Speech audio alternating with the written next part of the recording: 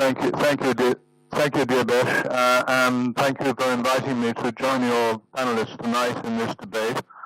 Good evening to you all. My association with the Brigade of Gurkhas started in 1967, and I did 6 tours with the Brigade of Gurkhas, culminating in command of my regiment from 1987 to 1990 in Hong Kong. And during that period, I saw a very big change in the Brigade of Gurkhas. When I first joined, it was 16,000 strong, and mostly based in Malaysia, in Seremban and in southern Malaysia. And then a brigade was in Singapore, and another brigade was in Hong Kong. So the Gurkhas were Far East based in the time that I was serving with them on my first tour. Service with Gurkhas was quite dissimilar to service in the rest of the British Army. I actually served 4 tours in Germany, so I was able to compare the service in the Brigade of Gurkhas to service in the mainstream army, and the service in the Brigade of Gurkhas was really quite different. I would say that the brigade was a very elite force, very unique, very professional, and right from the start I found that the Gurkhas were extraordinarily good soldiers and very, very efficient, very professional, and they really lived and worked the career that they chose. The Gurkhas, as you know, are recruited from Nepal. We recruit from East Nepal and from West Nepal. When I say East and West Nepal, the eastern area, in fact, is part of East Nepal, because we didn't recruit from the whole of eastern Nepal. And the same in the west. We didn't really recruit Gurkhas from the far west of Nepal. So most of our Gurkhas were from the eastern areas that were traditional recruiting areas, and also the western areas that were also traditional recruiting areas. Now, the brigade, in fact, came from the Indian Army in 1947, when India obtained independence, and the British Army took 8 battalions, and the Indian Army took 12 battalions. And this was done by the tripartite agreement that was set up in November 1947 in Kathmandu. And this was the defining document that actually gave the brigade its terms and conditions of service. And so everything was really based on that. So one thing I was to discover when I joined the Brigade of Gurkhas right at the start was that the pay for Gurkhas was much less than that for British soldiers. And in my regiment, which was the Queen's Gurkha Signals, we had British soldiers working alongside Gurkha soldiers. But the difference was that the Gurkhas were paid roughly 1/3 of the salary of British soldiers. Now, at the time, I never knew the reasons for this, nor were they really explained. But later, I discovered, what the reasons actually were.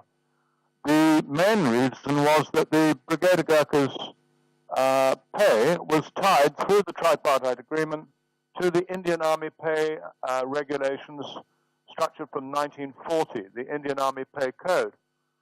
And so whenever the Indians made a change in their pay, that adjustment was also made into the British Army as well. And that's how it remained until 2007. Now, when the tripartite agreement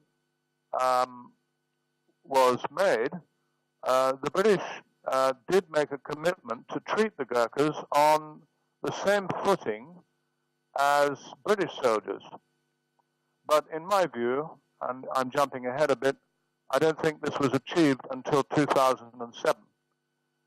Now, to go back to my service with Gurkhas, I was a troop commander in Malaysia, then a troop commander in Hong Kong during the troubles there.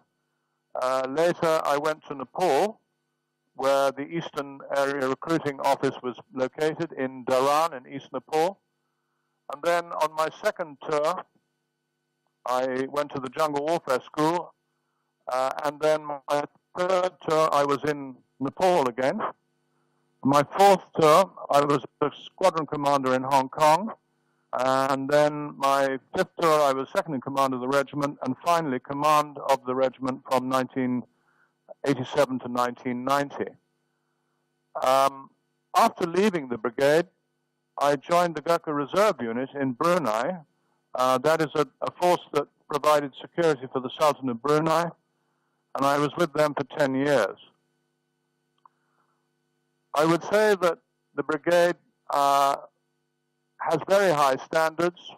The soldiers are quite unique, and really, as far as their performance is concerned, they are regarded as a specialty within the British Army, highly regarded. They've acquitted themselves in every campaign that we have fought. Of course, in the two world wars, they took very heavy casualties. 43,000 Gurkhas gave their lives in the two world wars. I think 150,000 were wounded. They have served with great valor, huge valor. 13 Victoria Crosses and countless gallantry medals.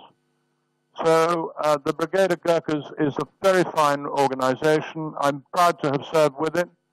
And now I feel that I must give my time to rectifying these anomalies that exist. And there are, unfortunately, a lot of anomalies, and presumably these will be covered this evening. Divyesh, that's my opening statement. Okay, thank you very much. Thanks a lot, Hamish. In fact, we'll move on to Deepak. I mean, so there's certain questions that Hamish raised. I mean, of course, he's based on his own experience, he talked of the very professional conduct of the Gurkhas and the contribution they made. And of course, also, I mean, one of the issue he raised was the linking of the pay to the tripartite agreement between India, British, and the Gurkhas, and all of that. Now, for me, Deepak, I mean, could you expand on that part? I'm just interested in, from what he says, Gurkhas have contributed as much as, if not more than, many of the British soldiers. So how, on what grounds, has the British government or British Army refused to treat them equally? And what is the issue?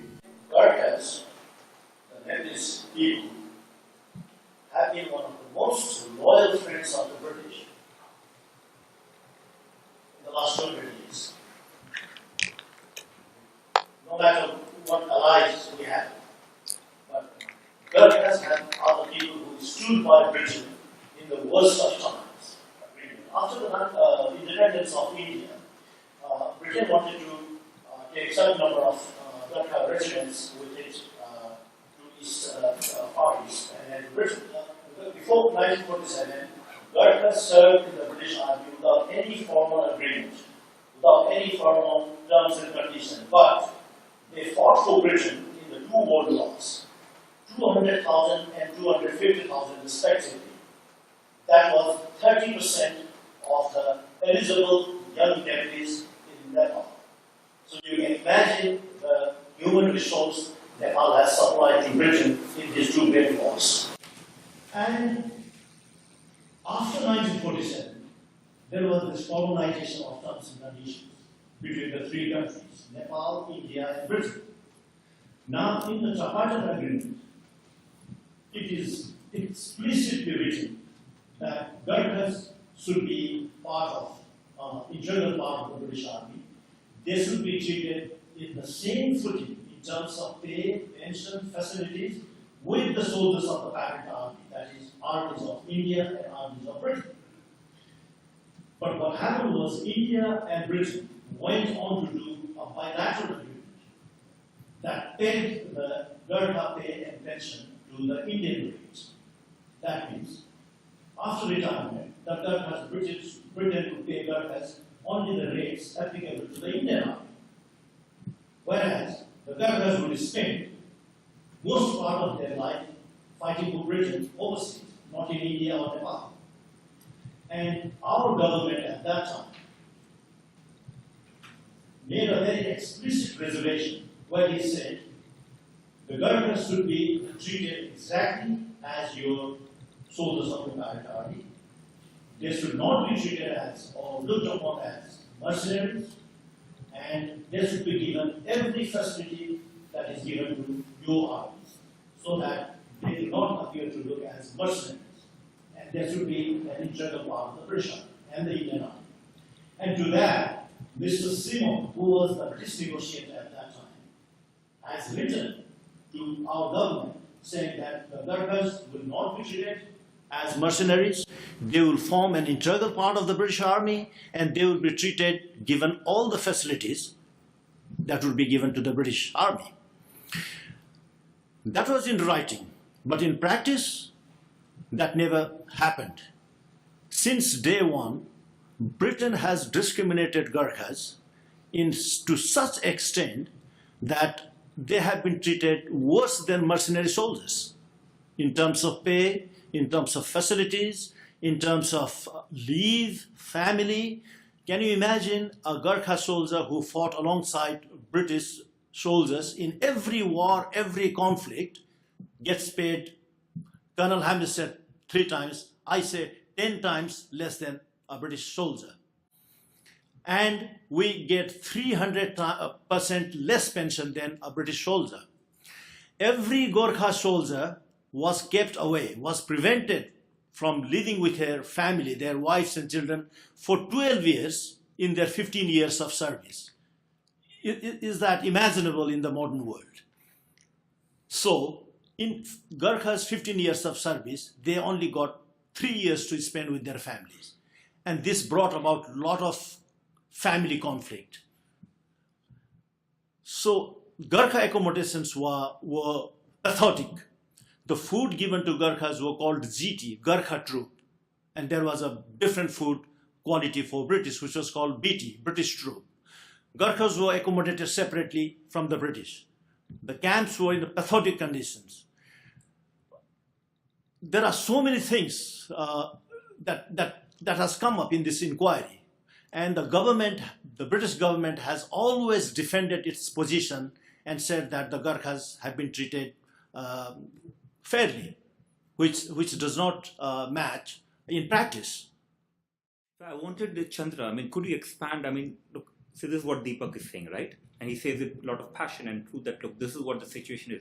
Could you give a background to what is happening now? But is it not the case that something happened a few years ago? Again, I'm sort of pretending to be ignorant here because, of course, a lot of your audience, the British audience specifically, would be ignorant about the issues, right? Could you expand in a bit of detail? I know you have done some research on it along with your colleagues at Center for Study of Nepal Studies and University of Oxford. Could you expand more on and what is the discrimination all about? And is it still persisting? Or is it something of the past? This is the main topics of today's discussion. So, within the periphery of these topics, our research, science and economic studies and also university we carried out within the periphery of this, how and why British Gurkhas are discriminated and why they are campaigning. These are things we try to highlight and try to facilitate and try to find out. So, as Hamish mentioned about he just slightly tried to correct his 8 battalion and 4 battalion. In fact, they were regiments because regiments and battalions are really different. It makes different in the strength.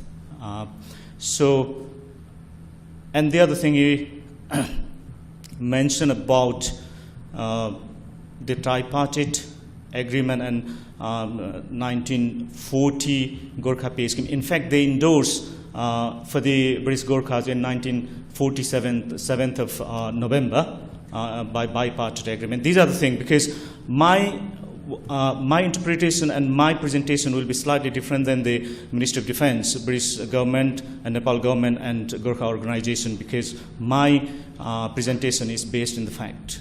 So that is the difference between you will find maybe different than the campaigner group's interpretation and what they are feeling so far.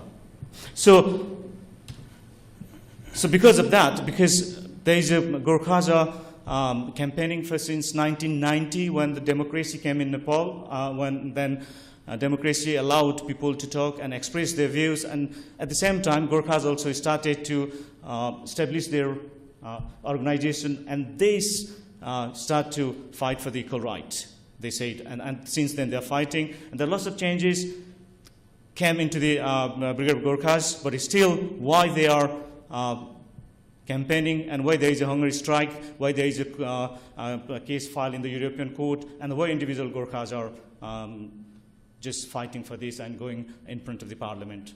So because of that, we carried out this research, which is British Gurkhas Pension Policies and Ex-Gurkha Campaigns, a review.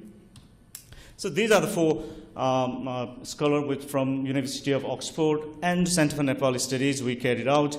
Myself as a team leader and three other my colleagues, Dr. Krishna and Lokendra and Professor David Gellner.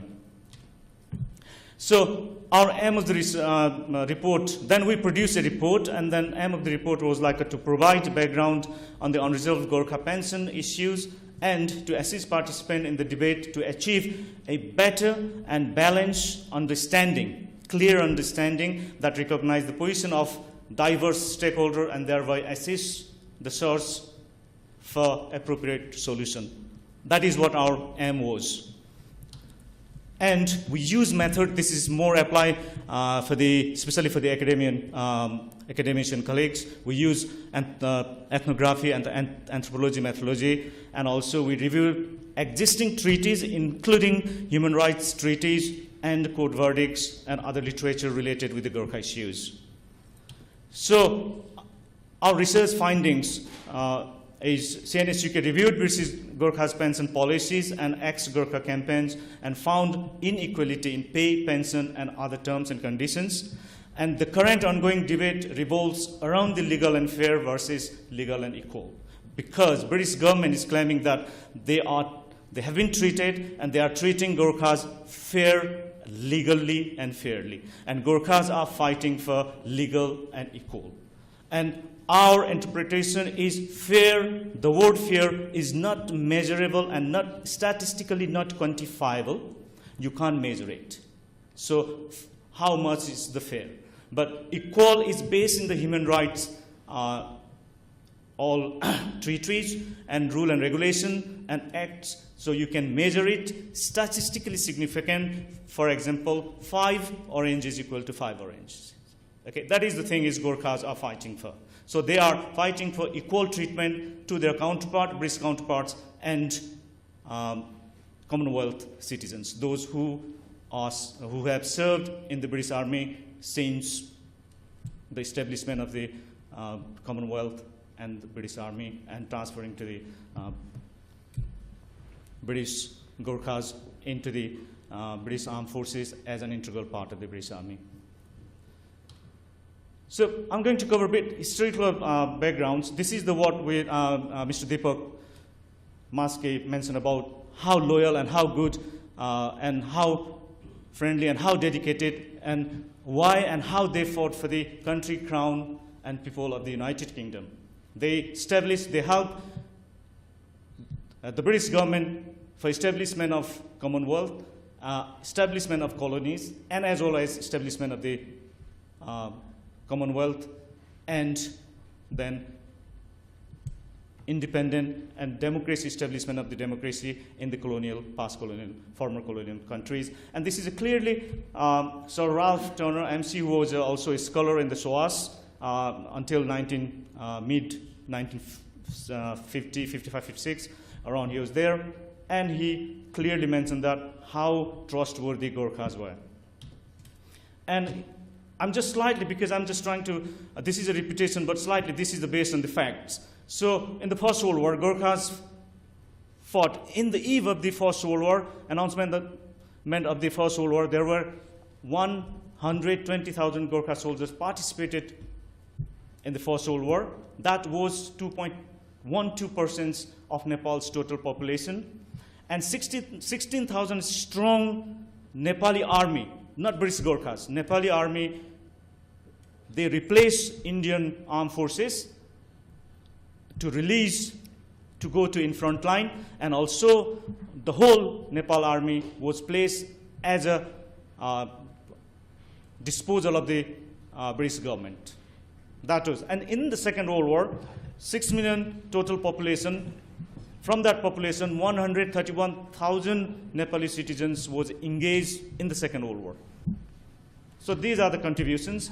And as Hamish mentioned, that 13 Victoria Cross, in fact, First and Second World War, 12 Victoria Cross won by the Gurkhas and 1 in Borneo confrontation, which was in 1965. So altogether 13. So 43,000. There is no accurate, I mean, how many Gurkhas were killed, but approximate, and so many scholars, they refer, they estimated as a 43,000 Gurkhas killed, Nepali citizens killed in the First and Second World War. And many disappeared. And there was a, back in home villages, there was a trauma, and at one point, there was no young Nepali boys around the country in the villages in between First and Second World War time. It's total, almost empty. So since the separation from India, 1947, after signing of the tripartite agreement, before that, bipartite agreement was signed in the 7th of November, 1947 in Kathmandu, followed by tripartite agreement on the 9th of November, 1947 in Kathmandu. And in Kathmandu, and in bipartite agreement, which become later part of the tripartite agreement, because tripartite agreement is a compilation of so many agreements they put together in one place.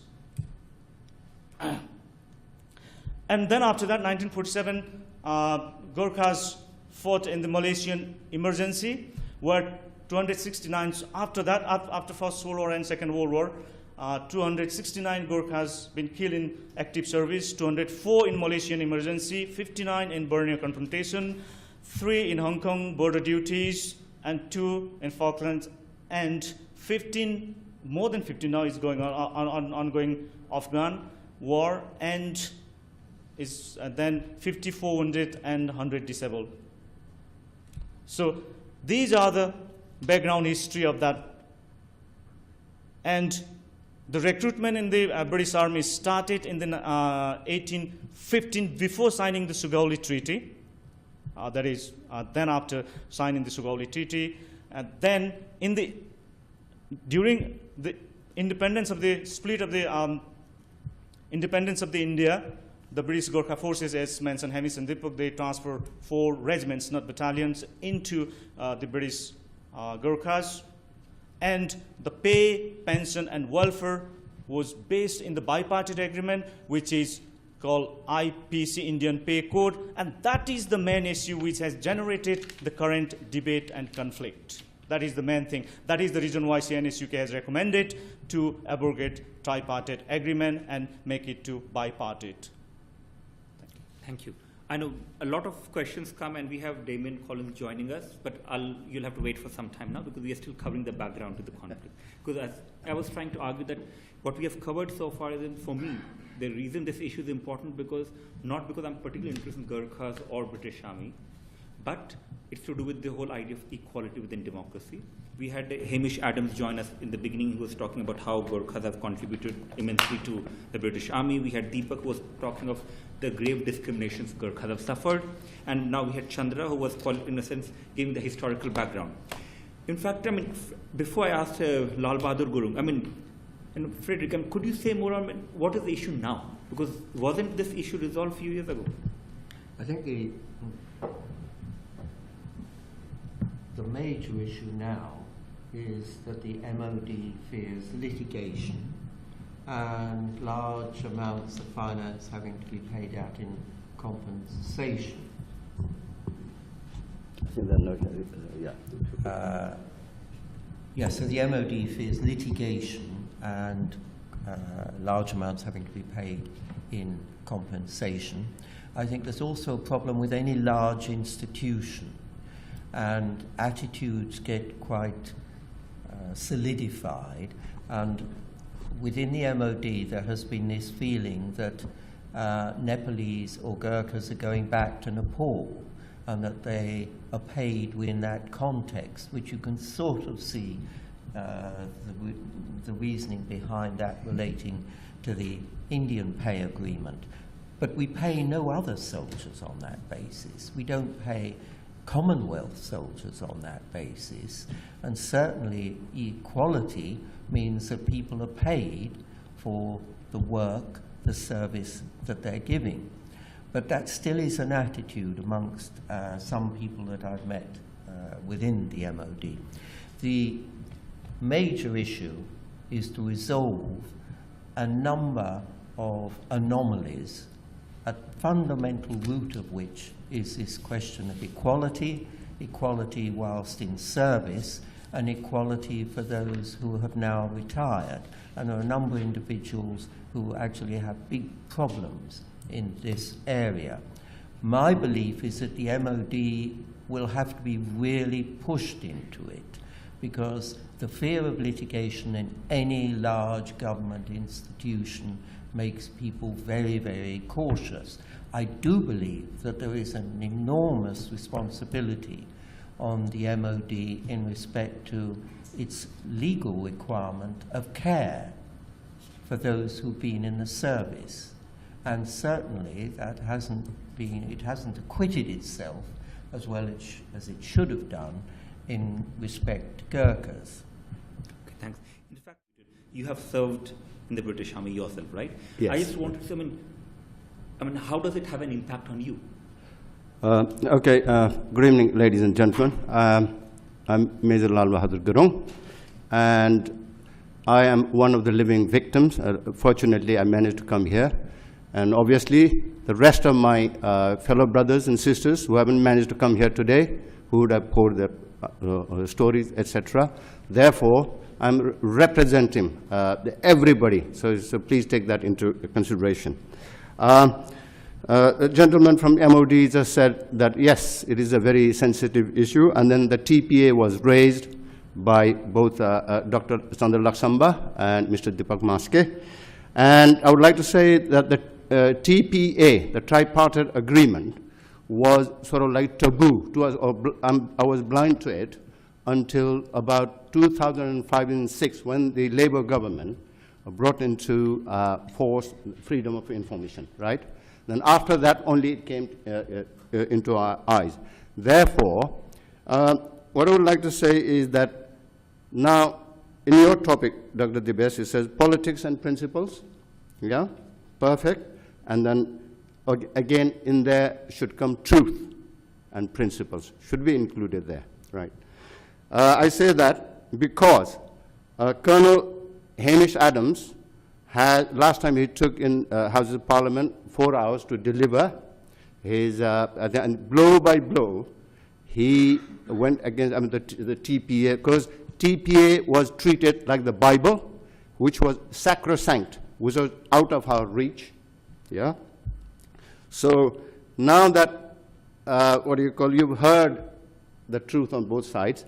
Obviously, the MOD is saying, as per the TPA, we are sort of abiding. Sorry, I'm not pointing now. No, I'm not here. And then, yeah. So the truth of the matter is, what I find after sort of attending the 2 hearings in the Houses of Parliament and today here, it has been such a very, very deeply rooted institutionalized discrimination, and it has become such that as if it doesn't exist at all. That's a truth of the matter, right? I mean, successive governments say, okay, we've been treating the Gurkhas equally, but then it's not, because the TPA says, okay, we'll treat them on the same footing as the British soldiers, yeah? But then, so therefore, in here, and then I'm one of the victims. The reason being that I joined as a soldier. I rose up through the ranks, and then in the Brigade of Gurkhas, there were 3 ranks, like let's say other ranks, from let's say Lance Corporal to Warrant Officer. Then we had the QGO, known as Queen's Gurkha Officer, and then the next step up was GCO, Gurkha Commission Officer in brackets. That's me. and that is exactly equivalent to the British late entry officers. And then obviously we had the Sanders commissioned officers, and we've got behind I see Major David Owen there, Royal Engineers. And then for me to get promoted from QGO to GCO, I had to sit all sorts of a 2-day test. Yeah, I passed. And then I did various other courses, that I was meant to be doing, and I did.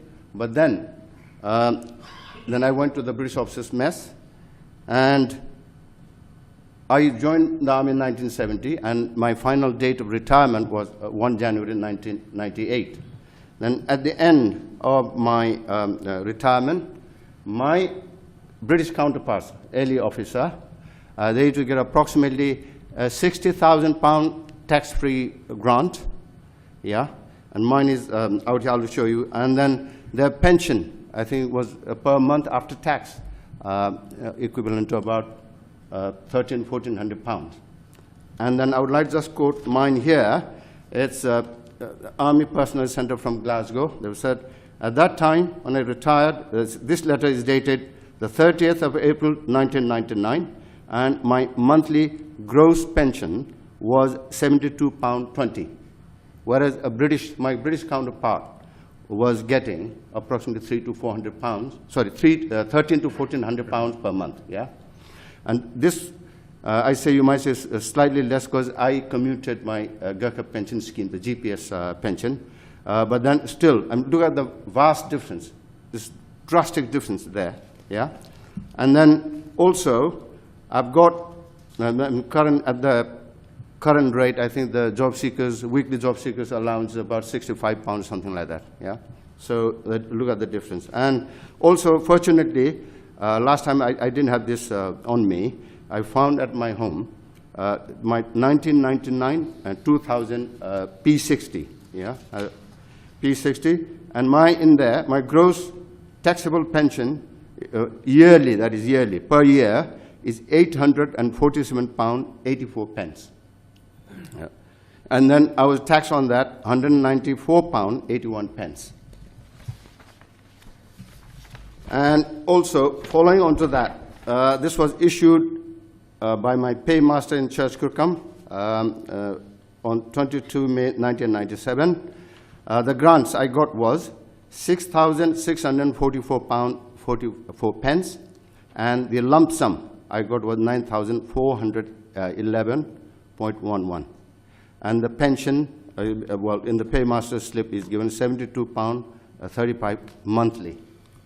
So you see the gross difference between my British counterpart, and myself. And I did all the necessary courses, and as a sort of like old soldier with Sanders Commission officers, I did my platoon commander's course, and then also my company or squadron commander's course in Warminster, and also I did the junior division staff college course, which I passed. And the way that I've been treated is, now this serves as an example. So from me down to the last soldier, it will be exactly the same. And then I would like to just point out that obviously pay, pensions, allowances, and then there is MUGA, known as married unaccompanied Gurkha allowance, and for minor things not covered by the Queen's regulations, people were sent back to Nepal barefooted without any compensation after doing 13, 14 years service. And I think I see here Nanda Lem. Could you please stand up? He is how many years service did you do? 14 years. 14 years. So he got nothing for minor thing, but then that wasn't sort of not covered by the Queen's regulation, yeah? And then I see, I would like to serve one, Captain Tirthaman Gurung from Royal Engineers, or Gurkha Engineers. Could you please stand up? Yeah, he is another member. He was a class 2 surveyor, a well-qualified man, and at that time he said, he hasn't got the paperwork with him, but then he said he was getting, let's say, a tech allowance of £18 per month, whereas his British counterpart would be getting £120 per month. So look at the vast difference. I mean, he did the same course, he passed with flying colors, etc. And now, therefore, my request to the honourable MPs would be that CNS UK have established the true facts and figures, and that is not a bluff. I mean, it's on paper with Dr. Chandra Laksamba, his colleague Dr. Adhikari, and also Professor Gelna from Oxford University. So that is a fact. So we can't deny it. And then Satyagraha team, led by Mr. Deepak Maske and Gyandas Bhai. Could you just sort of stand up, please? The one who went on hunger strike, he's there. And then his team, Krishna Bhai, could you just find it? Yeah, the Satyagraha team. And also the BZW, Brigade of Gurkhas Welfare Service, led by Major Tikendra Dewan. Unfortunately, he's not here today. Again, their, I think, case is still in the European High Court. I think they got a negative reply, I heard, and then they've again sort of challenged. And then NESA, anybody from NESA here today? Nepal Ex-Servicemen's Army, they've submitted their thing, and then GESO. And then obviously Colonel Hamish Adams, being a British national, and who commanded Chinese, British, Gurkhas, I think Indian, and in Hong Kong we had there like Pakistanis, Sheikhs, etc. I think, I'm sure you must have commanded all of them. Therefore, his written submission and oral submission, I would say, is 100% true. Therefore, which we can't deny. Therefore, based on this basis, so the truth, this deeply, deeply ingrained, institutionalized discrimination should be, I think, abolished, and then must be demolished, like the Berlin Wall was done in the early 1990s. Okay. So I mean, and then the other thing that I would like to highlight is, I mean, like what do you call? Earlier on, the gentleman on my left did mention, I mean, it comes down to money. But having said that, on the budget side, I know definitely that the international foreign aid per year for the set aside by the British government is 11 billion. And then last year, British government offered 200 million pounds to India as an aid. But then India said, we don't need your money, but British government said persuaded to take, and then India took it at last, and they're, what do you call, almost, I mean, equivalent to UK economically, and then they've launched their own space program. And then there is another 14 billion sort of allocated per year to the European Union contribution. There is a contribution of 14 billion there. And then obviously in the past, like people from, I mean, I've got nothing against them, I mean, and then from the former communist country, Poland, Romania, Hungary, Latvia, Estonia, etc., they come here and they're allowed to claim child benefit, everything. Whereas, but then when it comes to the Gurkhas claiming 1p, it's looked upon by the government as if we're trying to claim £1 million. Thank you. In fact, I mean, if you ask me my view than the others, the question here is that clearly, I mean, this picture we are getting is Gurkhas have contributed equally to the British military, and at the same time, they're not being treated that equally, right? I mean, we can move on to Damien. I mean, Damien, you have not heard all of it, but you'd be familiar with the story. I mean, what is the problem? I mean, what's the problem with the British government taking that step and providing equality to the Gurkhas? Or is what they're saying a bit of exaggeration? I mean, well, I think it's a good question, but you've got to look at things have evolved over a period of time. So the conditions for serving Gurkhas at the moment are very different from the conditions that were available for Gurkhas who served 30 or 40 years ago. So you've got a legacy problem of people who had a much worse deal and are living on a much worse pension than would be the case for people who are serving today. And I think during the parliamentary inquiry, and indeed for a long period of time, the Gurkha Satyagraha has advanced their arguments. And I would look at them in three groups. I think they require different responses from the government, and they're subtly different as well, but they're equally important. I think first is looking at not so much sort of the quality of pay, but the quality of treatment. So I think a good example are the Gurkhas who were made redundant after the conflict in Malaya. So people who had their service sort of commuted earlier than they expected.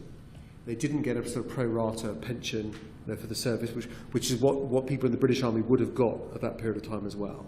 And they were left with a very, very poor deal. And a number of older Gurkhas, who were part of that, who served during that period of time, have been left on, very, very modest and challenging means. Now, you look at something like that and say, actually, is it fair, is it right that people were treated in that way at that time, looking at the regulations as they were? And should something be done about that in form of redress? There can be a debate about whether the extent to which people should be compensated, but certainly should that be put right now? At least so the income they get from now on is more equitable, is more like what it would have been for a British serving soldier at that time. And so I think that's about fairness in the way you treat people. And looking back in the past, and I said this in one of the hearings, I think the Queen said this about Britain's relations with Ireland. I think it's a good. It's a good comparison as you look back at the past, and there are some things that you'd have done differently and some things you wouldn't have done at all. And I think you look at this and say, actually, there are things that reasonably the Gurkhas shouldn't have been treated in that way. We should do something to put that right, and that was wrong. There's a second question then about saying, well, should Gurkhas always have received the same paying conditions, the same pension terms as serving members of the British Army all the way through, and therefore they should be compensated for the fact that they weren't retrospectively for the amount that was different. That is a more difficult question for the government. Obviously involves a lot more money. And there's also a question then of saying, well, actually, the people entered freely into agreements at the time. They signed up to them. It was clear what the arrangements were, and that was their decision at the time. So I'd see that as different from looking at the way people were treated, and certainly the veterans of the Malaya conflict, who were treated, I think, very unfairly as a consequence as well. So you might look at those two things separately. The third question is, I think, if we got to a position where we looked at compensating or providing better pensions for some of the older members of the Gurkha community that are resident in the UK at the moment, some of whom said during the inquiry that they would return home. That's up to them. They would receive whatever settlement the government agrees to, and it'll be up to them what they do. There'll be no compulsion for them to return to Nepal if they don't want to. But one of the things people have raised is, well, one of the things that might prevent people returning to Nepal, or if they did might make them want to come back, is the fact that the quality of services in Nepal is nowhere near comparable to what they might get here, and therefore the ability to come to the UK to be treated in the NHS is very attractive, and therefore they would like something equivalent. I think there's a third area then, which is saying, could we do more through the Department for International Development to support Nepal? And to invest in infrastructure projects in Nepal that would benefit the whole of society there, but particularly the retired Gurkha community as well. I think that is a third very important part of the issues that we're considering at the moment, and deserves a lot of consideration. I think it's something that I would hope the government would be very open to. So I would separate into those three areas. And probably, I think the third thing, in terms of the DFID budget, that's a pitch we can make to the government as a result of the inquiry. And then I think looking at the first two, I would imagine the parliamentary inquiry will produce a series of recommendations around the first two. I think the first one, in all honesty, is probably the one where you'll probably find the government most willing, most open to doing something. And I think that would be a massively important step in the right direction. What I think we should do, though, as members of Parliament, and in terms of the spirit of the inquiry, the spirit of the response, is a recognition that the Gurkhas deserve to be treated equally. There has been unfairness in the way the Gurkhas have been treated in the past, and we need to do something about it. Now, in terms of, I understand that you're trying to distinguish between different categories of people and all of that. In a sense, when you look at DFID and what can they do for Nepal, but that's very long term. As you know, that international aid has not actually helped most countries to develop for a long period of time. So that may not address the kind of concerns that, let's say, someone like him, if you have to address him, and he's getting very low pension compared to other people. How would that be? Let's say he has this sense of grievance that he's being paid a lot less even now compared to his British counterpart, simply because he happens to be not British but Gurkha. So in a sense, what you are saying, hopefully, and even that's a hope, because it's not clear what would happen, but even if the government recognizes that unfairness, does something, how would it address his concern? I mean, or people like him. I mean, there are quite a number of people like him. Yeah, I mean, I suppose it might depend on. I think it might depend on when you retired and the circumstances. So there may well be some historical, grievances. I mean, where people have raised these all through the inquiry, where you actually look at the pension someone's on now and say, actually, you were treated very unfairly, particularly if there wasn't fair consideration of the number of years you'd served in calculating what your pension should have been, that even if it's not exactly the same rate as what a British member of the armed forces would have got, it's calculated in the same way, using the same formula. And I think people, and people I think throughout the inquiry have said this, even if the amounts are different, it should be, they said the same principle should apply to the way in which it's calculated. So some of them might say, actually, if the government agreed to that change, I think it's something that I think there should be an equity of approach. Then someone may actually see they're getting a lot more in pension, because actually it's been recalculated on a way that is fair. So that could be an immediate area of help. The question would be, would everyone get? People, individual cases will be different, and I think certainly depending on the service periods, and we heard this throughout the inquiry, and depending on when you served and how many years you served, you could be treated very differently. Sort of. Okay. In fact, before I ask, is that a solution? Yeah, I perfectly agree with you. What I would like to say is, what do you call? Okay. I joined 1970, and then retired to 1 Jan 1998. What has happened is that only 36% of my Far East services was counted in my pension, whereas 64% was discounted. As a result of that, at the moment, me as an early major, I get only £583, which at the moment, whether it be a British private or Gurkha private, after doing 22 years immediate service, they would be getting about £200 or £300 more than me. And then this, I think, is wholly wrong and morally repugnant. Because why should my Far East service be taken away? Oh, not only my, because it was, I just so happened to be in that group that I was given because my final date of retirement was 1 Jan 98. And then therefore, okay, Lal Bahadur, you've been given the choice whether you want to remain in the Gurkha pension scheme or armed forces revert to or go to armed forces 75 pension. So I went to 75. But then when I volunteered that, okay, you've agreed, sign and seal, you can't complain now. And then I did, and then suddenly I'm put in this position. Now, why should 64% of my Far East service be taken away? That's morally wrong and repugnant. Wondering, could you expand more on, in terms of what Damien was saying, right? Do you think that's a sensible solution? Well, I more or less agree with Damien's point number 1 and 2, but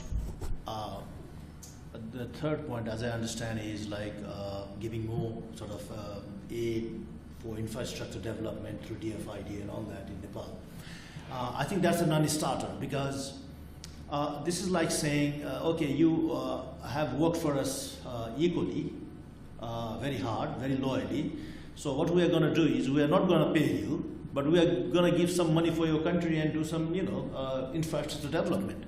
That is not going to help individuals. That is totally non-starter. We are talking about our individual and our families. We are talking about our hard-earned wages here, and not about development. Development is already, it has, the first world like UK has to commit certain amount of their GDP for third world countries, for developing countries like Nepal. There is no doubt about it. You cannot compromise a hard-working soldier's wages and pension with infrastructure. That is totally, that is non-starter. So I do not agree with that point at all. Well, Deepak, so I'm setting up my 3 options. I wasn't saying it's sort of, one of those 3 will be the answer. I'm just saying there are 3 sort of categories of response, and you could see a mixture across the 3. That's what I was saying. The third option is a non-starter for us. But is first and second options? Yes. If you take a holistic approach, like he rightly mentioned, that there are a certain number of Gurkhas, I think roughly 6,000 people now surviving, who fought for Britain in the Borneo and Malaya confrontation. And can you believe that these people were given just few pounds at the end of the conflict, and 2 meters of plain clothing and sent home. Now you might wonder why 2 meters of plain clothing. We are now told that just in case they die on the way back home, it is to wrap the body. And few pounds to cover their expenses. Is that what British government's moral obligation is? Is that equality? If it had not been for the Gurkhas, the Borneo and Malaya confrontation would not have been won. Had it not been for the Gurkhas, there would be hundreds and hundreds and hundreds of more British soldiers as Japanese prisoners of war. Without the Gurkhas, it would be difficult to confront the Germans.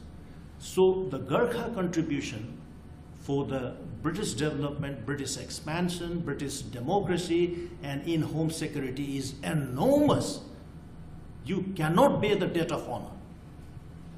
But the successive governments say, we owe the debt of honor to Gurkhas. What is debt of honor? Is it just word of mouth?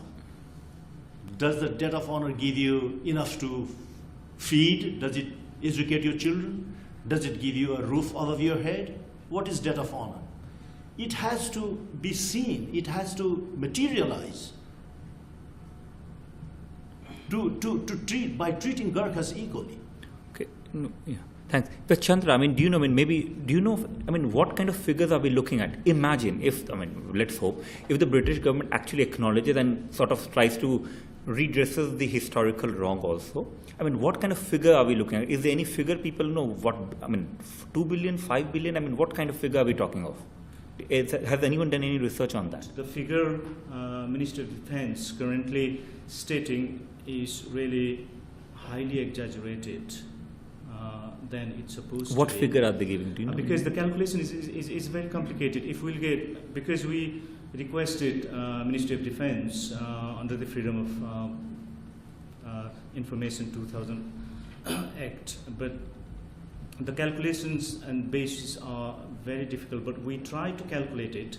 Currently, under the Gurkha pension scheme, British government is paying monthly £4 million, and now we found there are 250 to 300 differences in the pensions, and then you can multiply by that 4 million to monthly how much will be total amount. That is the thing. So, but calculation is very complicated. We have calculated, but still, because based on the length of service and the exchange rate, because the money currently Gurkha pension scheme is based in Indian currency.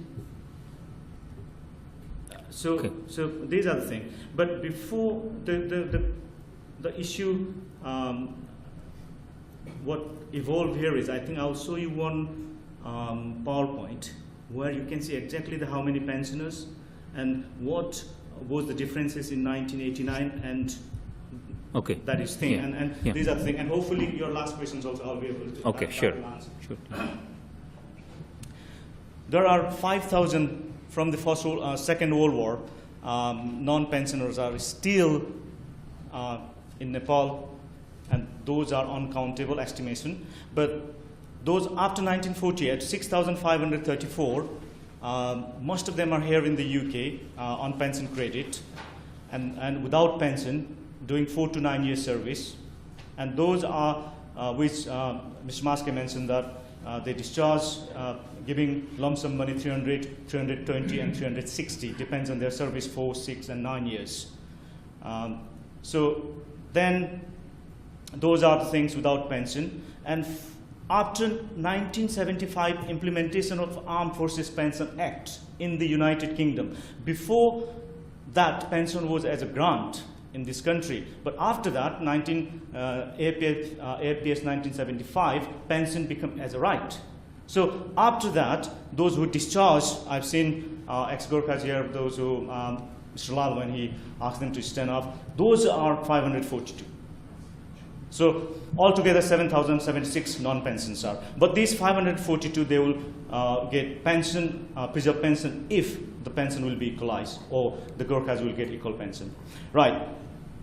And those are the non-pensioner. You will see the figure exactly. And 20,774 under the Gurkha pension schemes are getting 250 to 300 lesser than their British counterpart currently, and 2,161 those who enlisted before 1 October 1983 and retire after 1997 will get, they are going to get AFPS pension, not their full length of service, which is also, they will get only, before 1997 pension is 23 to 36%. Those are 2,161. They will be eligible to transfer to AFPS 1975 when they reach 60.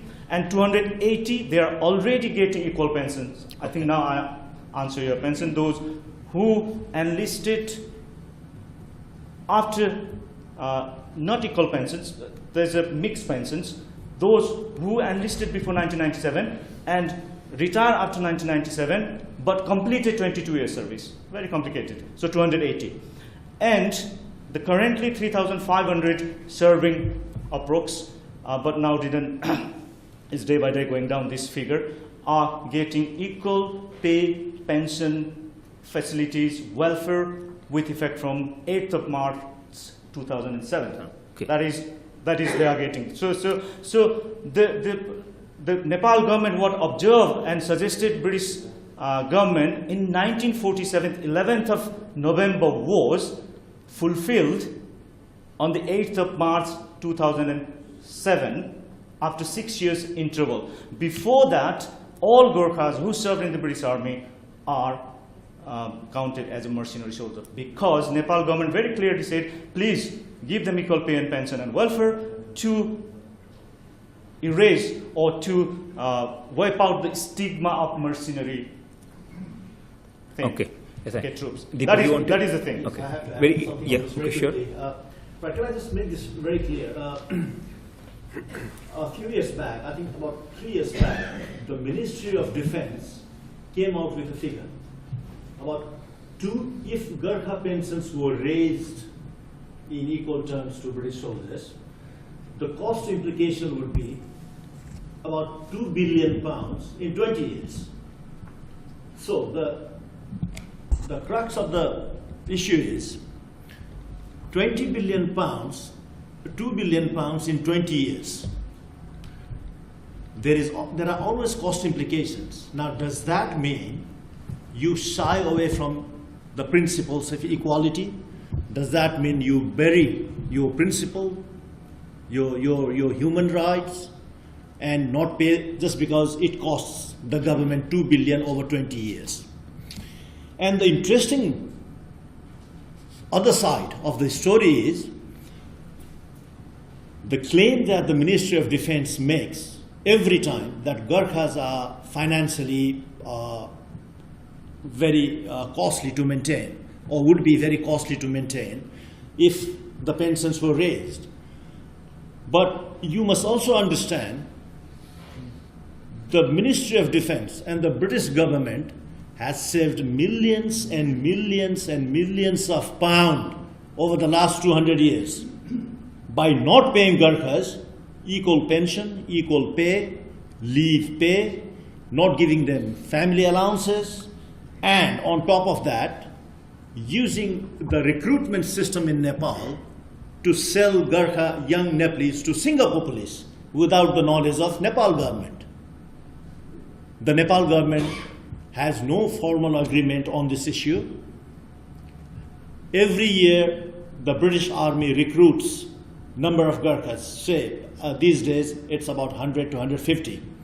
And about 50 to 60 young soldiers are brought to the training depots in Britain.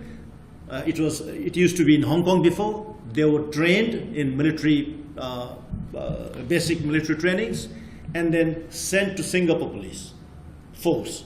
Whereas my government, our government, has no formal contract with Singapore police. So why is this happening? So why is Britain moaning about paying Gurkhas when it is already making millions of pounds of saving?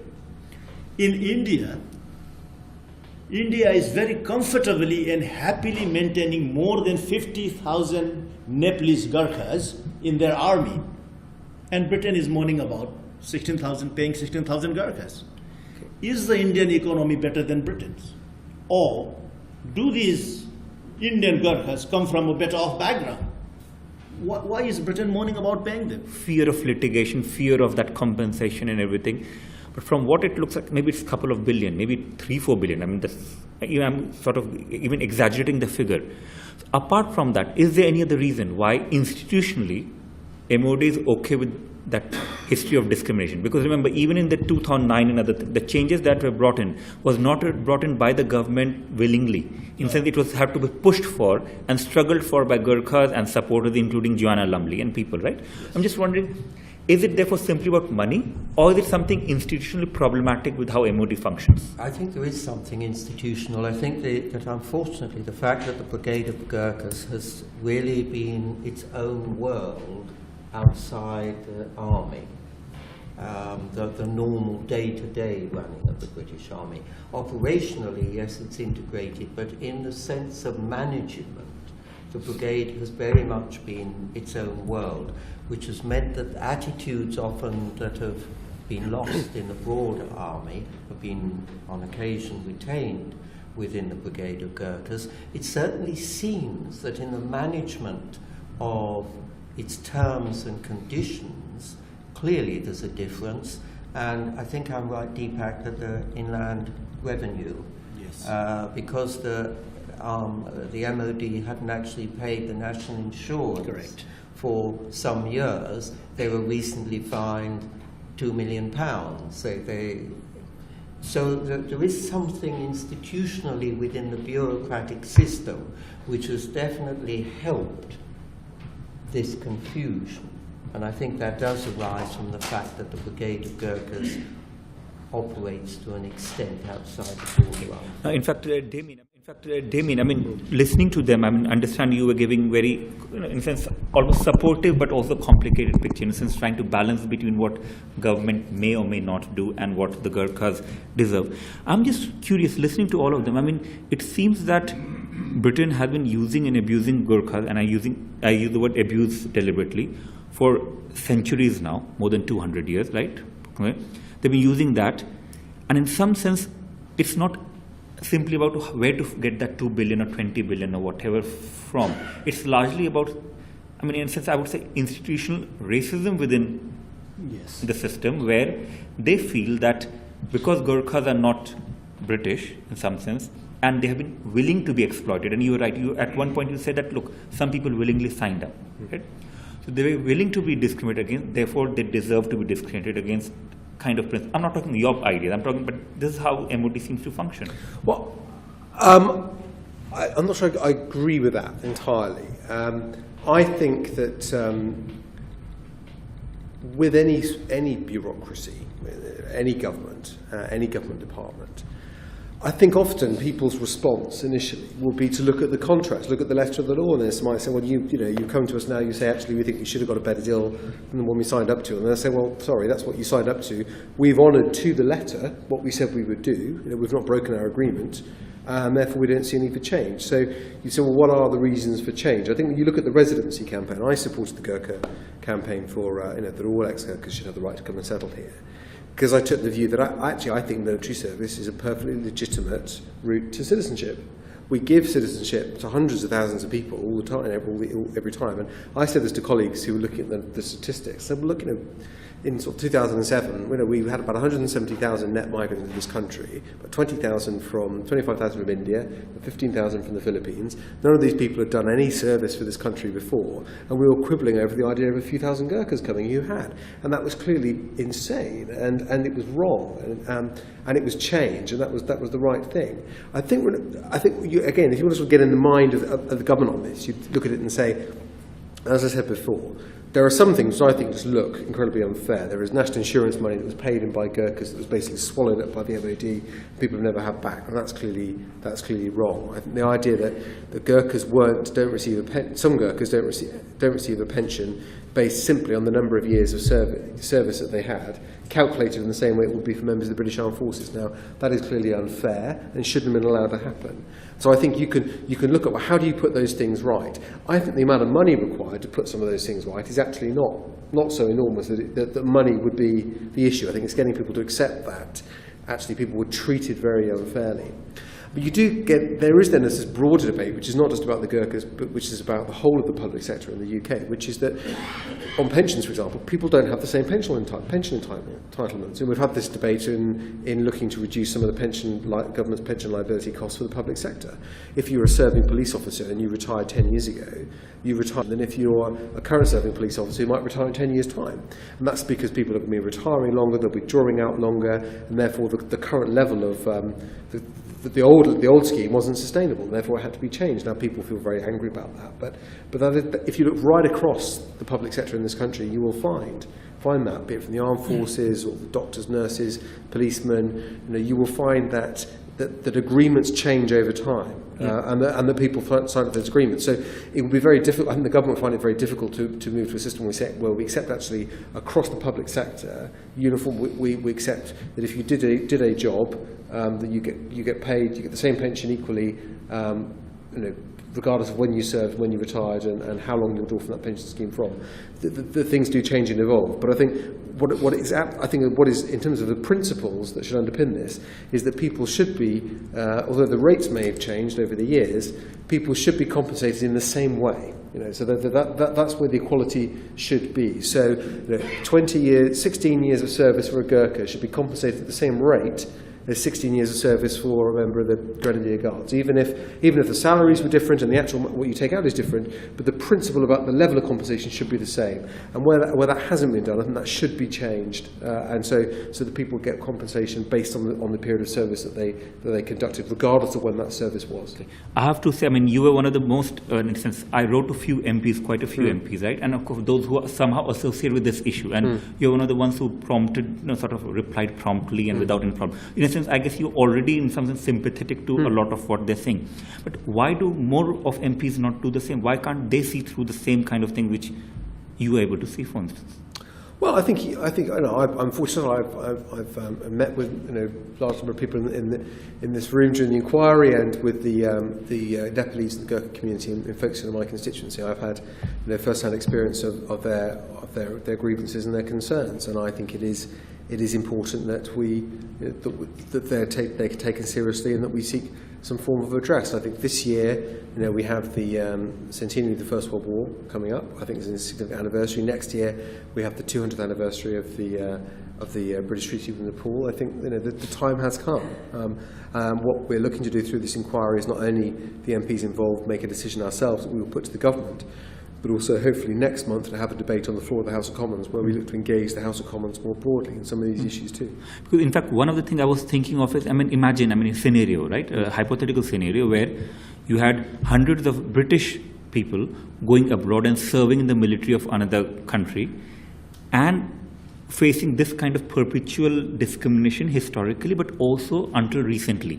Would the other MPs, again, I'm not talking to you individually in some sense, and I don't want you to see as representing other MPs, I'm not doing that. But I'm just wondering at the sort of callousness of not only MOD, but generally the political establishment and defense establishment, they couldn't see the injustice of it for so long, because had it been the other way around, where British would have been serving, let's say, in American military or Chinese military, because they will not serve in Chinese military, but in American military, and facing this kind of discrimination, would they not have then realized the But it's exposure to the issues, and I think some people aren't aware of the complexities of the issues and some of the injustices that have occurred that just look plain wrong. And I think you look at it, and it goes back to contracts. And I think what you see, comes out really clearly, is that historically the Gurkhas were treated as a colonial army, And sadly, those rules and regulations continued far longer than should ever have been allowed to have happened. And most of the injustices are based out of that, I think. So, but I think people aren't aware. There's not the level of awareness of I mean, I think one of the things, I can't remember the year it changed, but when was the year it changed? You could only marry someone from Nepal if you're, I mean, it's just, and that went on to the early 1990s, I think, didn't it? I mean, it's just incredible. I think that people aren't, I think when people are confronted with these realities, I hope that as we do that, as we produce our report and as we have the debate in the House of Commons, that more colleagues will realise actually there is a lot more to this than they realise. Yes, in a sense, I mean, a lot of work can be done through, of course, not only what you do, the campaign groups, but people like us, I mean, academics who could try to raise awareness amongst the general public and, of course, hopefully the MPs. You had something else before I open up for the audience? To what Damien just said. I think the fact and emotions go side by side on every campaign. And why do people campaign? Because they are emotionally hurt, they are discriminated, there has not been equality, therefore there is emotion, and there is the factual things go side by side. As per the point that Damien just read about contract, everybody signs a contract and then they agree to abide by that. I can tell you very frankly, when it comes to Gurkha recruitment, no Gurkhas are read out contracts, or no Gurkhas are given any contract paper to read. Nepal is a very, very poor country, underdeveloped country, and when there are job opportunities, people jump for it. And they only realize they are discriminated when they actually come and work for this institution, and then eventually realize they do the same work but don't get paid the same. So, and there is that grievances that comes out. That is one point. So, frankly, no Gurkhas have been read out any contracts. In terms of institutional discrimination, now I want to categorize this in two parts. This has been a deliberate institutional motivation, discrimination from the part of the Ministry of Defense. And the main culprits, the designers, the grand designers of the discriminations are the Ministry of Defense civil servants who do the policy making, and the high-ranking British officers and generals who implement these, who do not bring the grievances of the Gurkhas out on the table and fight for them or speak for them. They try to suppress the Gurkha grievances. They try to, with full force, implement these discriminatory policies. I do not want to blame the politicians and the ministers. I don't want to give them a big chunk of the blame, but they do have to take the share of the blame, the successive British governments. Because, like Damien just said, exposure. These issues of discrimination has been exposed for the last 25 years. We have been campaigning for the last 25 years. We have written to every Prime Minister, every Minister of Ministry of Defence, and every MP in the British Parliament, bringing this to their knowledge. But nobody bothered to dig deep into this problem. None of the politicians bothered to hold the Ministry of Defence responsible and bring out and do investigations. So this has been, in the part of the politicians and the ministers, they just close their eyes and let this happen. That is, yeah, okay. Now, Chanda, you want briefly, because I want to open it up to audience then. Yeah. This is... you have to move ahead for the microphone. This is in fact, I found colonial mentalities heavily embedded within the high ranking of Ministry of Defence, those who serve in the British Gurkhas, and also within the Gurkhas, that colonial mentality, what they have learned from their masters, are still heavily embedded and need to be deconstructed. Like Paulo Freire says, oppression and oppressor and oppressed both need to be relieved. As you notice or not, when we're discussing here, still the colonial mentality, the rank structure of the armed forces are still, they want to write in front of their name. It's like Captain, Major Jishio Lal, for example, Captain and Colonel Hamish. These type of, still, if you go to the even Gurkha community, you will find very heavily, that is a colonial mentality. So that needs to be deconstructed, and that is still, as we initially when we started this discussion, there is a love between British officers and Gurkha soldiers. They are very, if they meet each other from the Ministry of Defense for the curry lunch or work, there is a really good relation you will see, but not the equal relation that is the relation of master and the servant relation. In fact, yes. In fact, and that need to be, that has played vital role in making things equal. Yeah. In fact, one of the reasons I was keen on this, apart from, of course, the whole issue of dissemination and sort of what it says about British democracy, was the fact that my own research is largely to do within Tibet and then generally the Himalayan region. That whenever I look at Nepal and the representation of Nepal, let's say here, it's either Gurkhas or Sherpas. In both senses, they're nice, cuddly people who work very hard, but they are largely subservient to us. And the kind of, I was looking at, I've done historical work on, how, let's say, in 50 years or 80 years ago, Gurkhas and Sherpas and other Nepalese and others were looked at in the region. It was all about loyalty. So the idea was both are loyal to each other. Except, Hamish Adams may be an exception, or few officials might be an exception, but it looks like that the senior British officials expected loyalty from the Gurkhas, but were not willing to give the same loyalty in terms of fighting for the cause. In fact, I want to open up to audience, and in fact, first question I want to ask is, how many of you have actually served in the British Army? How many of you, right? How many of your, because you served along with not only Gurkhas, but you served along with, let's say, the, British officials also, right? You had officials who were British. How many of them actually support your cause? Would you say most of them, or not many? It's very rare case. Rare case.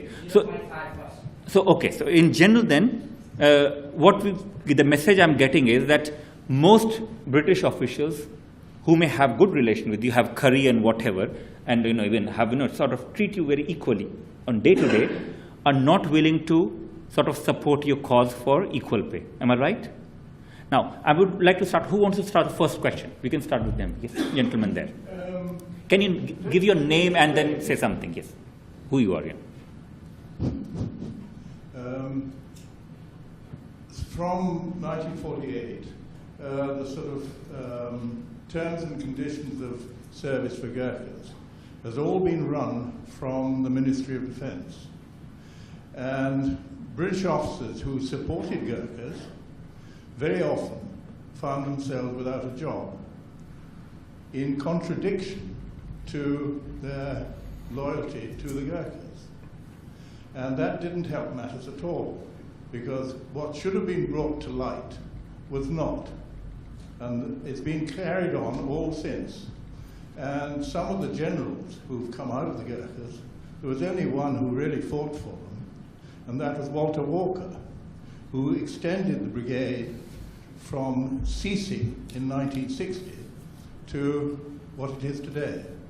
So there are very few officers who had the guts to actually fight for the soldiers. And that is one of the main problems. Many of them were kicked out of the army when they were supporting the Gurkhas against MOD. Why? Why was, do you know why? I have no idea. I'm not a god. I don't know the answer. So, anyone has an idea why the MOD would be so hostile even to British officials who were supportive in the past? I'm an ex-Gurkha line boy, grew up in the Gurkhas from 1948 to 1968.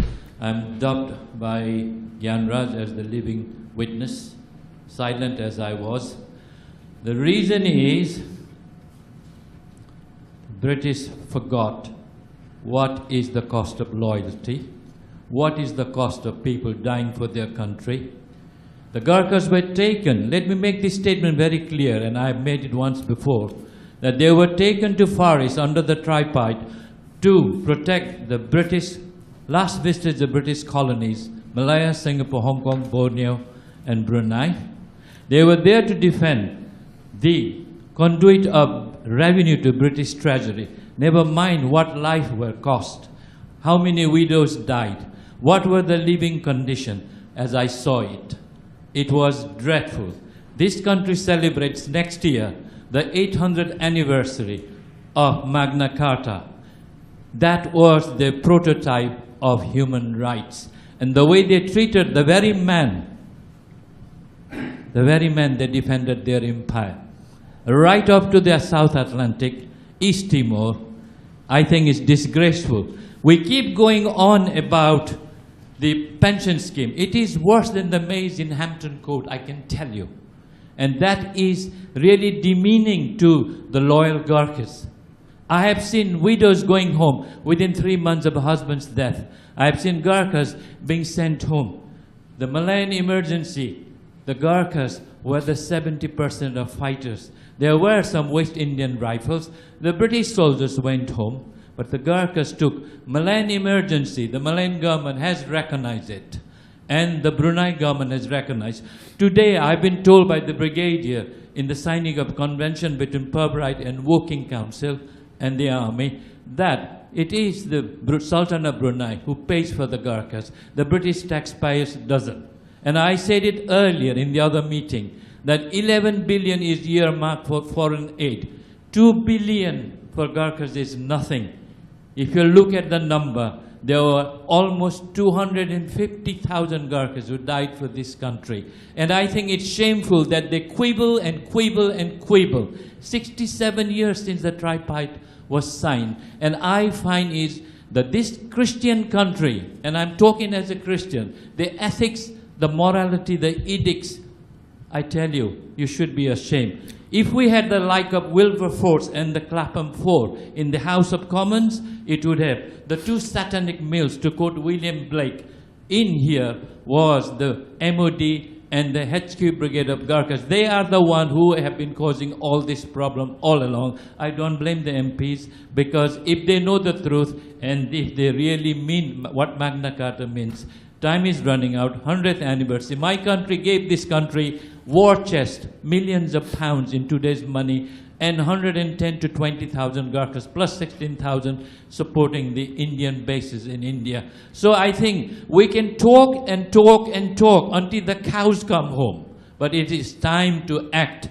And I humbly ask the right honorable gentleman who I saw in my meeting there on the 26th of September, please, for goodness sake, for God's sake, and for this country, give us what we deserve. They are dying in thousands, 20, 30,000. Please. Yeah, hold on. In fact, in a sense, I mean, is he preaching to the converted already? Because he's saying something you already, I mean, would you suggest that, I mean, the kind of noises you're getting from other MPs and the government, that possibly there will be some redressal of the kind of concerns they're raising? Yes, but we'll no doubt have a debate about whether that's what... What's your sense? I mean, what's your sense? Well, my sense is, I suppose what I've been trying to say this evening is that I think getting redress for clear, unequal treatment, I think is, in terms of the paying conditions contracts, the pension contracts, I think is an argument that can be made. And there are a series of cases that have been well made during the inquiry. That I think if you sat down and you look at them and you say, this doesn't seem right and fair, the amount of money required to put them right is not that substantial, and that should be addressed. Now, I think it's a very now if that satisfies everyone, then that's great. I think to look beyond that and say actually there should be retrospective compensation to equalise all paying conditions at the British rates for all ex-Gurkhas for the whole of their service career, I think is a very different matter. And I think that is a much bigger question for the government than any British government than just looking at the Gurkha case. That throws up a whole range of issues going back to the whole colonial period that I think would be very problematic. But I think actually to address some of these anomalies we've talked about tonight, where there is clear unfair treatment in the way that people's pensions were calculated based on their service, money that was taken through their national insurance contributions they never got back, other things. I think we could look at a series of those things and say, actually, we should put a number of those things right. I think the aid budget is important. It comes up a lot. Could we be doing more through that to support Nepal in general? Is there a strong case for doing that? I think that's something that it's a side issue. It's not a side issue. It's slightly tangential to the main points we've been talking about, but it's still something we should look at. In terms of where we are today, though, I would say that when we withdrew from Hong Kong and the Gurkhas lost their home in Hong Kong, a decision could have been made then to say, well, that's a passing of the ways. We don't have an Eastern Empire anymore. We don't have colonial territories in the Far East. Therefore, we can't see what the role of the Gurkhas is anymore. That wasn't the decision that was made. Actually, the Gurkhas were maintained an integral part of the army. They are paid equally now. They have equal rights in the UK, and we've been through a very difficult defence review where the army has been reduced by tens of thousands of serving members, including some Gurkhas, but the Gurkhas are still there as an integral part of the British Army, and we want them to stay there. So I think the relationship going forward, I think, can be a very positive one. I think what we're talking about is a series of cases that relate to the way people were treated in the past that need to be put right. Okay. I mean, I want more audience to ask. Do you have Frederick, you want to make a very quick point? And I think it is important that, taking up Damien's point, that the MOD recognises the justified sense of grievance within the community.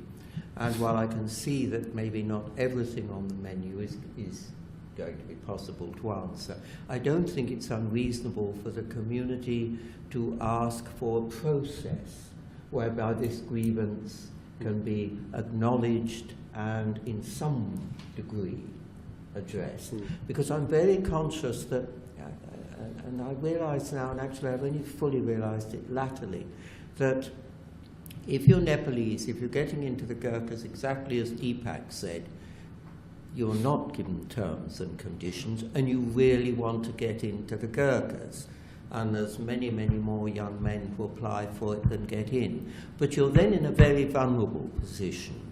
You're certainly not in the same situation as somebody from a Commonwealth country or from Britain, who has a very clear idea of what their terms and conditions are. Also, until fairly recently, there hasn't been a reasonably large settled community here.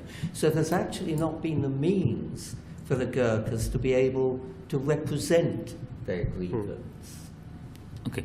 Deepa, very quickly. Just a quick one. Grateful to the young generation of MPs like Mr. Damien Collins, and there are a few others who do understand the problems. But of course, there are like hurdles and bureaucratic problems when it comes to dealing with the government. When we're talking about principles of equality, I think Britain is one of the leading countries who advocates human rights, equality around the world. It leads these issues, and then it lectures the rest of the world. And I think when you talk about equality and human rights, it should start from home, not abroad. So you should first have everything intact, everything in order in your own home, before you go and advocate around the world. For example, last year I think Mr. Cameron went to Sri Lanka. There was a Commonwealth meeting. And then he was very vocal about human rights issues in Sri Lanka. But sadly, the Sri Lankan president fired back saying, those who live in glass houses do not throw a stone at other people's house.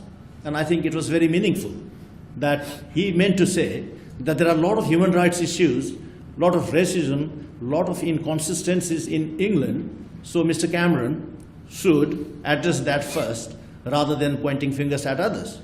That's all. And who wants to have questions? No, in a sense, I mean, I'll give, before you spoken. Anyone else who has a question? Is it a question? Is it a question? I want to tell you something. Okay. Okay. Sure. Right. Or give it. Now, anything that gets put into the press, I think everyone can hear me, can they? But they're recording, so it might be better to use it. Everything that goes into the press has to be vetted by MOD. What do you mean? I mean, from stories about MOD. Anything to do with Gurkhas, because MOD is their mentor, right? They appointed mentor to look after them. And therefore, anything that goes in the press has to be vetted by MOD before it goes into the press. And nothing that will cause a scandal is ever allowed to appear. I wrote to the Telegraph and the Times and various others with only factual matters. None of it ever got printed. That's the reason why it goes on and on and on. And until we break that, until they have the right of appeal against MOD for information purposes, they will never win. And this, I mean... It's been going on for years. So in a sense, I mean, it's a rather depressing illustration of how limited democracy can sometimes be in Britain also, where on matters such as the Gurkha issue, even the press or the media refuses to publish something that's not approved by MOD, right? Basically, MOD should vet the newsprint for anything that is tactical or strategic against this country. Now, they misuse that rule to silence all form of discussion about any matters. And that is one of the things that Parliament ought to lift. And that hasn't been done. Is it and true? there are very few MPs who are prepared to do it. Well, no, I mean, on matters like this, that would not be the case for the MOD. Okay. I mean, they would not. I mean, I think we see on the whole that government departments are not very effective at telling the media not to print things, and the Ministry of Defence is not either. Now, on operational matters, then that'd be a different matter. That'd be a different thing. But we're not really talking about operational matters here. So, in a sense, I mean, of course, you know, I mean, and we did try our level best to get MPs or even people from Ministry of Defence. Largely, it was no, we are busy, or no reply. So we have tried that, right? MOD in a certain sense. Now, anyone who has a question or comment here? Actually, I have a couple of questions, right? And the first question is like, we have seen like that different recruitment centers in Nepal that have been recruiting Gurkhas for the British Army. And when we see like the people that back home, they know like there are a lot of praise going around like about the inequality and mistreatment of Gurkhas in the British Army. But again, I mean, we see like every year a lot of like Nepalese coming into the Gurkha Army. And when the conflict in Nepal started, like in 1996, one of the demands in the conflict was like the recruitment centers has to be closed immediately. That was one of the conditions, right? Because they knew they knew like unequal treatments. So do you see like in the coming years that recruitment centers will be closing down? Okay. Or like, and the second question is about campaign, the Gurkha campaign that's going on for years now in the UK. What as I see, like the campaign is divided like too many groups, on different lines. The leaders of different groups, they have their own interests. Do you see like if they come close together, they will form a stronger force, bigger voice? And again, one final comment, as Mr. Maske said there. The UK has been giving a lot of aid to Nepal, like on like promotion of human rights and all, especially after like 2006 when the new elections happened. But again, like it's like contradicting itself. It's ridiculed because the British government is itself like discriminating the Gurkhas, right? And when we see the aid that goes to Nepal is targeted like certain ethnicities. And one of the ethnicities like the Gurkhas, like the Rais and the Limbus, from where which are like supplying the Gurkha army to the British. So again, like as you said, the British government is ridiculing itself, contradicting itself, and expecting like other countries to follow the human rights and equality, but when it comes to itself, it's violating that. Okay. Anyone, we will answer question together. Any other who has question? We lost a lot of things. Not only blood, tears, and life. We lost our culture, we lost our language, we lost our territory, we lost our religion. Who take the responsibility over this matter? That is the big questions. Thank you. Anyone who has a question? Oh, yeah, sure. Gulawar there, the lady there. Ginger Williams Law School. Ginger Williams, Westminster Law School. Just a quick question. What about the use of judicial review?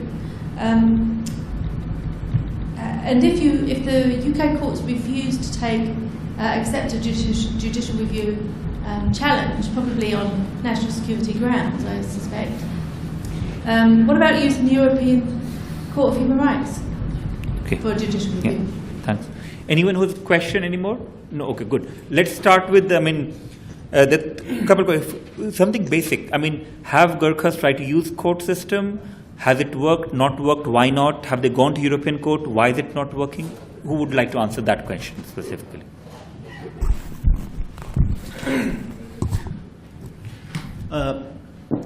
Let me start with the litigations that has taken place in UK in the last few years regarding Gurkha issues. For some reason, firstly, the resources. Gurkhas are not very well resourced, and everything is done through contributions and donations. So certainly we don't have, when Gurkha community, Gurkha organization have one lawyer, MOD comes with 12 lawyers. And for some reason, the judges and the legal system here tend to believe that whatever the Gurkhas are given or have been given are fair, and this country can make these double standards. I have all my respect for the British justice system. I respect the courts, the legal system, but I do not agree with what the judges always say. Everything that the judges say cannot be 100% right. It cannot be justice. If all the decisions made by courts were 100% right or just, we wouldn't have criminals roaming around in British streets and innocent peoples in the British jails. So therefore, judges are also human beings, and maybe they need a more detailed evidence and sort of education in terms of how the Gurkhas have been institutionally discriminated. Therefore, and because now the British courts have rejected further appeals, there is a case presently being considered in the European Court of Human Rights, and we are expecting results anytime soon. That is one side. And the other side is, again, we are talking about principles here. When we talk about principles, people are meant to get equal pay for the same job wherever they work. That is in the United Nations Charter, and that is enshrined in the British Constitution. So why is Britain not paying their Gurkha soldiers who are supposedly integral part of the British Army, and instead they are, I don't know if you are aware, they are being given charity benefits. They are being made to beg on the streets of different countries to raise funds for their own welfare. They play pipes and drums. Gurkha children were made to dance on the streets of Hong Kong, Australia, Canada. Monies are being raised from around the world, like Australia, Canada, Japan, when we have never fought for this country, even America. There are generous people who donate for, just by the name of Gurkhas, they donate enormous amount of money in the so-called Gurkha Welfare Trust. Why is this trust necessary? Who made Gurkhas welfare cases? When you fight for this country, when you are integral part of this armed forces, why do you need a Gurkha Welfare Trust? Why do you need to raise money for their own welfare? Can't Britain look after their own soldiers? Do they have British Welfare Trust in other regiments? I don't think so. Thank you, Deepak. Chandra, do you want to answer any of this, including, for instance, a very important question which was raised is, why is campaign so divided here? Or, is there any chance of recruitment centers being closed down in Nepal? Yeah, first thing, the campaign has been divided. That is a natural thing, because the way people see same thing, not all the people see from the same way. But the interpretation and seeing the world and seeing the things are different. So those who are, you can see there have a slide here, there are so different Gurkha organizations are fighting for, but they're fighting for the causes and issue is the same. Fight for equal right and fight for equal pension and pay. That is the thing. But they are standing in a different paradigm platforms, and so it doesn't make any difference, because it, as far as I understand, in my understanding, that is, I think, good as well. Anyone not going to do the campaign, not going to take further, another group is continually, because these organizations are not ideological based organizations. They are professional and they are fighting for the same cause. Only they are standing in a different places because the way they see and interpret differently. That is human nature. The other thing, closing down of the Gurkha recruit. In the Nepal's economic context, yes, defeat is the United Kingdom is the major donor for Nepal.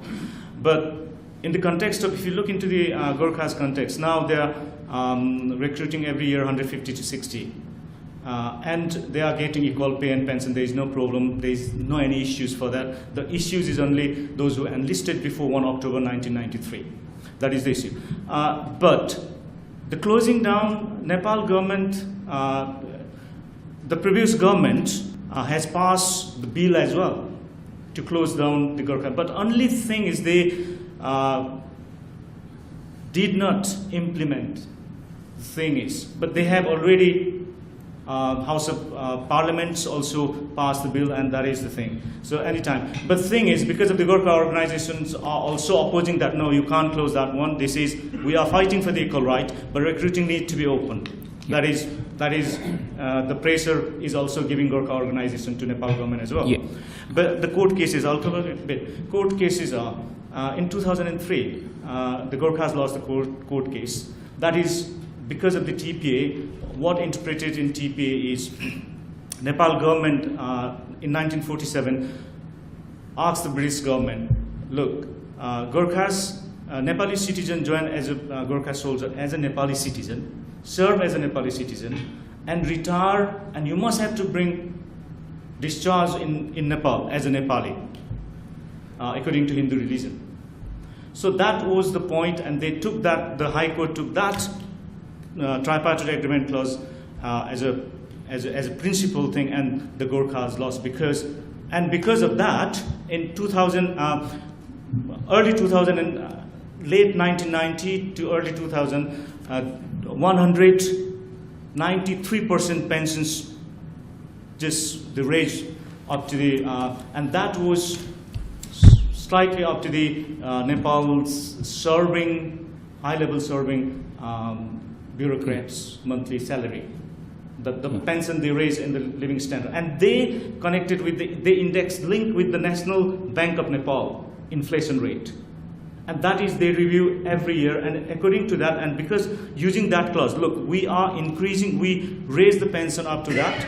So we are being fair. Yeah, and then we increase because of the inflation rate, which is, the money is, for the Nepali standards, is reasonable. So because taking that into account, the court verdict was not, the verdict says, look, this is a fair treatment for the Gurkhas. So because of that, this is not a give and take, but we are all for the defense, Ministry of Defense, so there is no win and lose. And then that is, I'll take on 2 minutes, they substantiate that court verdict in 2007 when they equalized the pay for the serving soldiers, pay pension serving. Because they said, look, Gurkha pension scheme, those who are in Nepal, because they had to go to Nepal according to the Nepal government's request. So those who are living in Nepal, principally, whatever they are, but if they are, and then the money, the pension given by the British government is suitable for that. But that substantiated court verdict was nullified by the 2009 21st of May House of Commons, and before that High Court's decision, and 29th of May House of Commons voting. That substantiation of the court verdict was nullified because all Gurkhas are 4 years and more service with Gurkhas are allowed to come to this country and allowed to become a citizen of this country. Then how that things will be, that verdict is nullified there, and that is the principle of equality, and that is the main thing is lies there. Okay. Frederick, do you want to give very closing, anything you want to say in the end? So we have to close very soon. So no, I think, and I mean, Damien has already referred the microphone. to this. I think, and Deepak has as well, that it does come back to a fundamental issue and principle of fairness and of equality, and that I believe that there is a very strong, enormous obligation on behalf of the British government to address that. Okay. In fact, before I ask Lal Bahadur, Damien, going back to one question that was raised about, and you had raised it also, right? So let's say use of DFID or aid in order to develop Nepal further so that life becomes better. But what the gentleman there was pointing out is that often aid is tied to where it's spent and who it's spent on. So let's say then ethnicity tie-up is there. Let's say it has to be spent more on Gurkhas. But this kind of policy, does it not actually promote more inequality also within Nepal? So you may end up in a situation where there will be a perverse incentive for Gurkhas to be willing to join in the British military, but they might, you might create more tension in Nepal than reduce it, because you'll have Gurkhas who will get better off long term in the region and other ethnicities feeling jealous.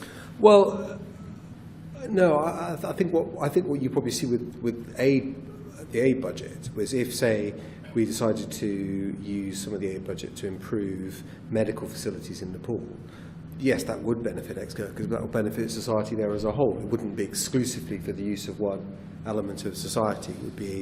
It would be an aid project that would benefit the country as a whole. So, and we do have. Obviously there is money that goes to Gurkha welfare. There is money which the government directs towards other service charities, which help all people who've served in the armed forces. If some of that money, if ex-Gurkhas feel they're not getting a fair share of some of that extra money that's going in, then that's again something we could look at in our report. But all the LIBOR fines, all the money for the banks that the government receives, all that is going to service charities. So, and there are people, there are members of the British citizens, former members of the armed forces, who find themselves in very straitened times and circumstances, and the armed forces charities do a fantastic job, often with public money as well to support them in trying to sort of redress that in recognition of the service people have given. The other point I want to come back on is the courts are open. Of course the courts are open. The case of the victims of the Mau Mau uprising in Kenya demonstrates that the courts are open to people from former colonies to come forward, to talk about injustices that took place many years ago, and they're open for all as well. But I think, as I said earlier on, sometimes what we're arguing here is actually the government may have had the legal right to do what it did in the past. The question is, was it right to do it? And that's why I think there has to be a political process which actually identifies some of these issues and says, actually, you may have the letter of the law on your side, but looking at it again, it was wrong and we should do something about it. Okay. So in terms of what would you suggest Gurkha activists and the supporters and others should do in order to help push more MPs and government to bring about change? What can we do more? This has come up in part of the questions, a unified approach. Agreement from the community on the things that you want. I think what the parliamentary inquiry process may do to help is that we will, out of the huge amount of evidence that we've received, we will filter that ourselves and we will create our own recommendations. Now we'll probably discuss those, whether we've picked the right things or not. But that may actually be a helpful stage in the process. I slightly disagree with some of my colleagues at one of the last sessions we had, saying you've got to tell us what you want. I think the community is telling us what we want. What we have to do is help you crystallise some of the things you're asking for into a format that the government can work with. And we'll have some debate about whether that's been helpful or not, whether we've made it work. So. But will you be willing to confront MOD in case MOD bureaucracy refuses to accept most of these changes? Will MPs be willing to confront MOD? Well, we will go to the government ministers. That's why we have ministers. Ultimately, it's not the Chief of Defence Staff who decides what happens at the Ministry of Defence, it's the Secretary of State. So, okay, in a sense, we can take your words as assurance from politicians that they'll try their level best to make sure that MOD is more amenable to more fair treatment for Gurkhas. Yeah, well, what there will be is there will be recommendations, which are debated in Parliament, which are put to ministers, of which there will be a ministerial response. It'll be up for ministers to answer publicly for the response that they give. And every understanding we've been given, and I know Jackie would have said this to people during the inquiry as well, Jackie Little-Price, my colleague is chairing the inquiry, is that the government is listening. This is a real process. The government supported the setting up of the inquiry, and they are listening for our response. Lal Bahadur Gurung, any final thing? Are you hopeful after listening to Damien and others? Well, having listened to Damien on my right and the MOD. He's not No, sorry, MOD. you're not. I'm He's sorry. There's no MOD here. I'm sorry. Okay. Yeah. What Don't be confused by MOD, yeah, he's not MOD. First of all, I would like to. I mean, there's only one MP who turned up, because who showed at least some respect, Damien, for coming here, and then we came all the way from outside London. Thank you very much to you, and you've been very, very approachable. And based on this now, the understanding I get from Damien is obviously they'll look the written submission of MOD, and then plus the written submission by various the Gurkha campaign groups, and hopefully they will sort of like prune out the truths and principles, and then based on that, if the British government has got to sort of like compensate for everything, they must be done. And then, well, he was, he's very supportive, but then he said, right, you've got to come to a sort of joint agreement as to what do you want exactly, yeah? But I mean, well, from our side, well, we should be given everything that is due. Yeah, a simple as that. And then to do that, as I said earlier on, there is 210 billion to the welfare system, is very lavish. And then from various departments, if you borrow so much money from here, there, and I'm sure it can be juggled and it can be done. In fact, before I finish, I mean, I would like to read out a letter that Joanna Lumley, as many people in Britain know Gurkha issue mainly through her. She sent today morning, in fact, says, "Dear Mr. Anand, Namaste. Please will you forgive me for the extremely lengthy delay in responding to your letter. I've been away from my desk traveling. And today's roundtable debate will be fascinating and enlightening, I hope. The 200 years of faithful and generous friendship that the Gurkhas have shown to the United Kingdom are treasured beyond words. Now with the all-party parliamentary committee of inquiry into particular grievances, I hope so much that the problems and inequalities raised will be addressed to the satisfaction of all." I mean, with that words, I mean, that's hopeful word, but of course she was also slightly cautious later. I mean, I'd like to again sort of wind up at why, I mean, why is this issue important for people like me who may not necessarily be sort of connected with the Gurkha issue? It's partly because, I mean, when we're dealing in a democracy or with a democracy, and I don't think Britain is a democracy, it's a process. It is always a process and it's very contested. Principles are quite important. And we cannot have a healthy democracy without accepting in principle the equality part. Contracts are fine, laws are fine, but they can be unequal laws and they can be very discriminatory laws too. So in some sense it's about principle of equality, but we can also sense that a lot of issue here is about politics of equality. That principle is acknowledged, but how is it to be implemented? So there's an entire politics around that. But something that gentlemen there raised, and I mean it's quite important. Again, I don't know what exactly the details are, but if really, I mean, even those British officials who show solidarity with and want to show solidarity with Gurkhas get penalized in various ways or feel discriminated against various ways, we can see that there's there's a fundamental problem with the institution of Ministry of Defense. So the institution that is the main discriminating institution is also the institution that's supposed to take care of it and be a mentor. And this goes back to what I briefly in the discussion reminded you of. It's wider than simply about Gurkha issues. It's also how still, for many, the whole notion, the colonial notion of Gurkhas and Sherpas, I mentioned both, that's how Nepal and Nepalese are seen. Now, question is, why would Nepalese be willing to be treated like this? Well, Nepal is a very poor country. Many people are discriminated against. So not only here, they'll see what options do they have. They can join British Army, at least relatively, no equal pay, but relatively well paid come in the past, or they can go to join Indian Army, or many Nepalese would go and join different very low paid jobs in India, in South Asia, or they might go increasing to the Middle East and be exploited even more there. So in a certain sense, the notion that they're willing to be exploited should not be used against them to discriminate against them. Because they're willing to be exploited because they do not have an option but to be exploited. But a fair system and a more democratic system would be one that tries to minimize that discrimination and treats them as not only legal and fair and also legal and equal, because there can be no fairness without equality. And I mean, in a certain sense, I hope this event, I mean, most of you already knew of these subjects, but we are recording it. I mean, I realized from Damien also, and when you look at the MPs who sort of responded to us, and Virendra Sharma could not join today, he was supposed to, but MPs who responded are also those who are either familiar with it personally or because they have constituents who are Gurkhas, which tells us a lot about, a lot of time politicians will do it when it feels that they have to do it. So what should we do as those who support these kind of issues is campaign, raise awareness. And I mean, in certain sense, I would welcome you again. Rather than you thanking me, I would thank you for sort of giving us the opportunity for hosting this kind of roundtable. And as a department, we are committed to supporting these kinds of activities and these kinds of issues that are intellectual, scholarly, but more importantly, something that affects lives of everyone.